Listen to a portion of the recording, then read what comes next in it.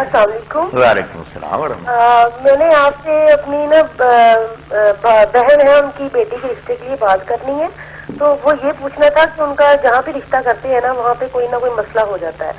یہاں تو وہ لوگ پسند نہیں کرتے, یہاں آتا نہیں ہے. اب اس کی عمر 32 سال ہو چکی ہے. اللہ مہربانی. اس کے لیے آپ اگر کچھ بتا دیں تو اللہ تعالیٰ مسئلہ حل فرمائے. بچیوں کے بارے میں میری بہن بڑی یہ پریشانی اس دور میں پیدا ہوگی. ان کا کئی دفعہ پہلے بھی فون آیا ہے. تو اس سلسلہ میں دو چیزیں آپ کریں نا. ایک تو سورہ یاسین جو ہے نا, سورہ یاسین, اس میں 23ویں پارے میں جا کر آیت آتی ہے, وہ ایک ہی آیت 45 مرتبہ, 40 اور 5 45 مرتبہ نا ہر فرض نماز کے بعد پڑھنا شروع کر دیں. درمیان میں بات بھی کوئی کرے تو کوئی بات نہیں, پڑھ لیا کرے. سبحان الذی خلق الازواج کلھا مما تنبت الارض ومن انفسہم ومما لا یعلمون. یہ آیت 45 مرتبہ میری بہن پڑھیں.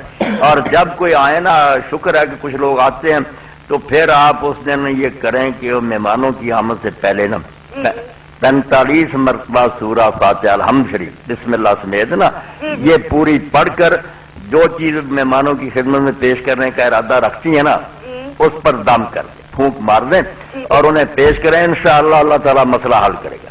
سورہ فاتحہ 45 چھوٹا سا مسئلہ اور ہے, وہ یہ بتا دیں کہ کاروبار کے لیے یہ بتائیں کہ جب بھی کوئی کام کرتے ہیں پہلے تو وہ ٹھیک طرح سے ہو جاتا ہے, لیکن اس کے بعد ایک دم سے وہ کام آگے جانے کی بجائے پیچھے آ جاتا ہے, اور قرض جو ہے وہ بھی سر پہ ہے اور بچیاں بھی چھوٹی ہیں. اللہ مہربانی, کچھ بتا دیجیے. اللہ تعالیٰ فضل فرمائے.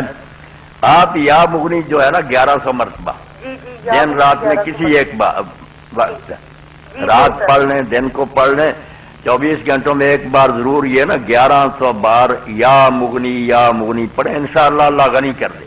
مہربانی. بہت بہت شکریہ. فضل. جزاک.